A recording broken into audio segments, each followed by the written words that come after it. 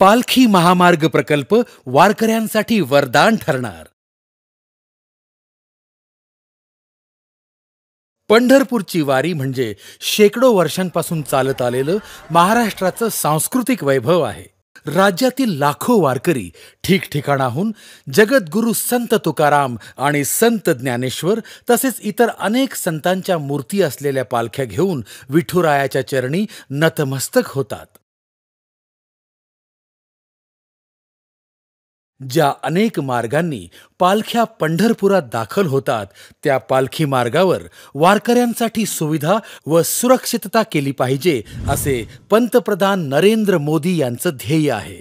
त्यासाठी राष्ट्रीय महामार्ग प्रकल्प उभारण्याचे महायुती सरकारने ठरवले आहे. वारकऱ्यांना मूलभूत सुविधा उपलब्ध करून देण्यासाठी संत ज्ञानेश्वर महाराज पालखी मार्ग आणि संत तुकाराम महाराज पालखी मार्ग निश्चित केलाय. त्यासाठी महायुती शासनाने अंदाजे 10,000 कोटी रुपयांच्या प्रकल्पाची पायाभरणी केली आहे. महायुती सरकारने वारकऱ्यांच्या सुरक्षिततेला पहिलं स्थान दिलंय.